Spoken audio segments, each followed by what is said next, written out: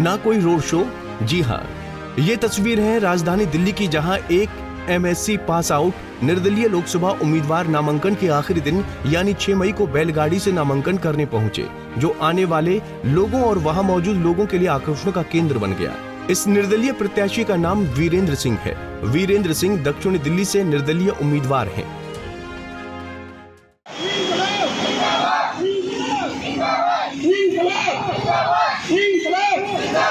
हमारा नेता कैसा है?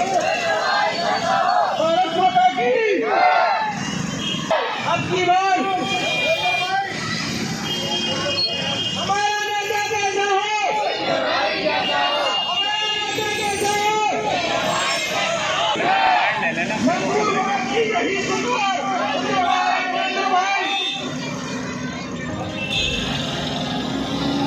नामांकन भरने के लिए बैलगाड़ी से आने के पीछे वीरेंद्र सिंह ने वजह बताई कि आज भले ही महंगी गाड़ियों से बड़ी बड़ी पार्टियों के प्रत्याशी चुनाव प्रचार कर रहे हैं, लेकिन हम गांव से जुड़े हुए हैं और हमारी पहचान बैलगाड़ी ही है, इसलिए हम आज अपनी पहचान के साथ नामांकन भरने के लिए आए हैं।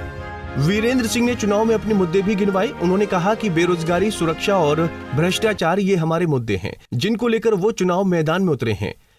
वो पहुंचे। इस समय हम दक्षिण दिल्ली के साकेत DM ऑफिस पर हैं, जहां पर बैलगाड़ी से जो एक उम्मीदवार हैं निर्दलीय चुनाव लड़ रहे हैं, वो यहां पर पहुंचे हैं। और जिस तरीके से, क्योंकि हरियाणा से ये ताल्लुक़ रखते हैं, हरियाणा राज्य से हैं, और उसके बाद दिल्ली में इन्होंने पढ़ाई लिखाई करी और उसके बाद आज नामांकन करने पहुँचे हैं। बैलगाड़ी से क्यों पहुँचे वो तो हम जानेंगे ही जानेंगे, लेकिन जहाँ पर आपको बता दें, एक तरफ बीजेपी से यहाँ पर रामवीर सिंह बिधूड़ी चुनाव लड़ रहे हैं, तो आम आदमी पार्टी से सहीराम पहलवान लड़ रहे हैं, तो वहीं एक ट्रांसजेंडर है जो चुनाव लड़ रहे हैं। वहीं निर्दलीय उम्मीदवार भी जो है वो भी यहाँ पर मैदान में आ चुके हैं। इनके क्या मुद्दे होंगे, किस तरीके से लोग चुनाव लड़ेंगे, वो हम जानेंगे। विजेंद्र हमारे साथ हैं। विजेंद्र, बहुत बहुत स्वागत है आपका पंजाब केसरी में। किस तरीके से चुनाव की रणनीति तैयार करी और बैलगाड़ी पे यहाँ पर नामांकन करने क्यों पहुँचे हैं? बैलगाड़ी पे सर नामांकन करने में इसलिए पहुँचा क्योंकि बैलगाड़ी जो गरीब मजदूर वर्ग है उसकी निशानी है, और हर व्यक्ति जो बेरोजगार है आज वो इसी लायक हो रखा है। हम ये नहीं चाहते कि हर व्यक्ति उस चीज़ को आलोचना नहीं कर रहे कि बैलगाड़ी कोई घटिया चीज़ है, नहीं, अच्छी चीज़ है। हमारी संस्कृति इस चीज़ से जुड़ी हुई है। उसके बाद भी आज का युवा पढ़ लिखने के बाद भी उसकी हालत ये हो रखी है कि वो गाड़ी में बैठने के, ऑटो में बैठने के लायक नहीं है। आज आप देखो कि दिल्ली में ऑटो की कीमत 7.5 लाख रुपये है। कौन व्यक्ति ऐसा है जो गरीब है और वो 7.5 लाख रुपये का ऑटो ले आएगा और उसकी किस्त भर देगा टाइम पर?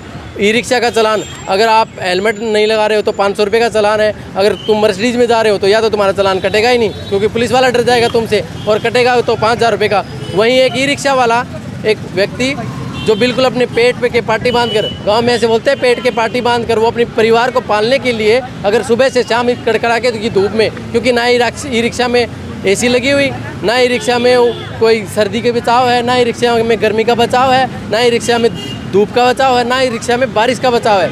वो व्यक्ति सुबह से शाम अपने बच्चों का पेट पालने के लिए सुबह से शाम मेहनत करता है, और शाम को पुलिस वाला उसका चालान करता है 20,000 रुपये का। अच्छा, आज दक्षिणी दिल्ली की हम बात करें, क्योंकि चुनाव लड़ रहे हैं आप, क्या मुद्दे हैं युवाओं को लेकर, क्या सोच बनाई आपने?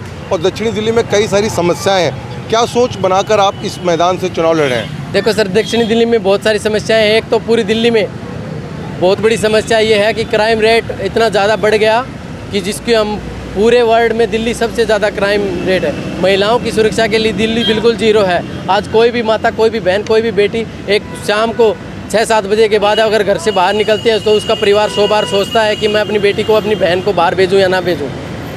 दूसरी बात यह है कि बेरोज़गारी बहुत बड़ा मुद्दा है आज में हमारे देश के सामने, तो हमें कोई भी सरकार, कोई भी नेता इसके लिए विशेष ध्यान नहीं दे रहा।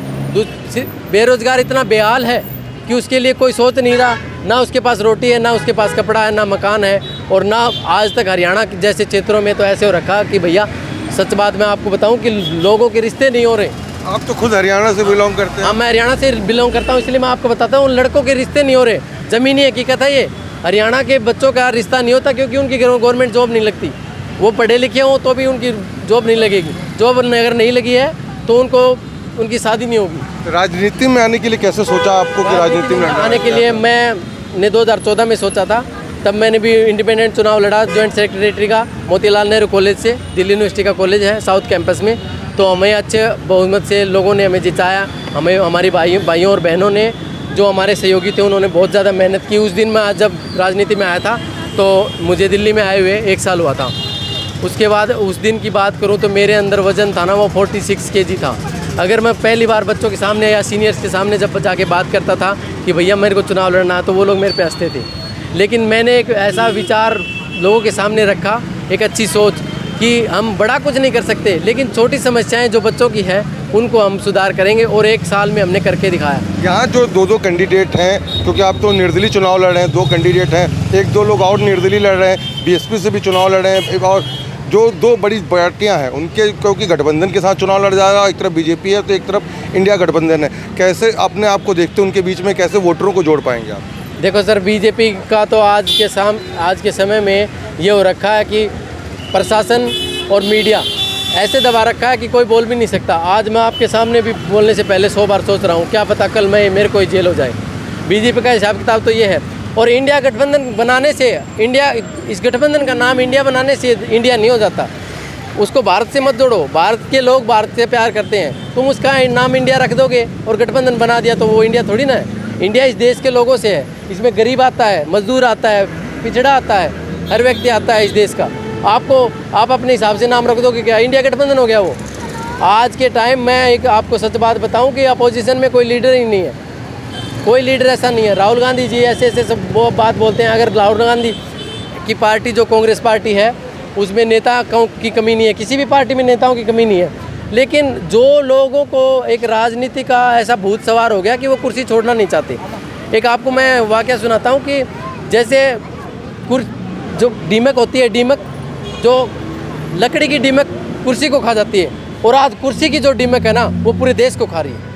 चलिए, तो देखिए हमारे साथ वीरेंद्र थे और दक्षिणी दिल्ली से चुनाव लड़ रहे हैं, बैलगाड़ी से आज नामांकन करने पहुंचे। अब देखना होगा कि बैलगाड़ी कितना इनका साथ देगी, क्योंकि नामांकन को लेकर यहाँ तो ये पहुंच गए, लेकिन जो 4 जून को राजधानी दिल्ली समेत पूरे देश के जो चुनाव के नतीजे आएंगे वो किसको कितना फ़ायदा पहुंचाएंगे वो देखना होगा। लेकिन जिन जिन मुद्दों को लेकर, क्योंकि युवाओं की जो सोच है राजनीति को लेकर, उन मुद्दों को लेकर जो है वीरेंद्र ने आज अपना नामांकन जो है कर दिया है दक्षिणी दिल्ली से। अब देखना होगा कि 25 मई को जो वोटिंग होगी उसमें कितना इजाफा होगा और कितने % इनको वोट मिल पाएगा, और 4 जून को जो नतीजे आएंगे उसमें वो अपने आप को किस जगह पर देखते हैं।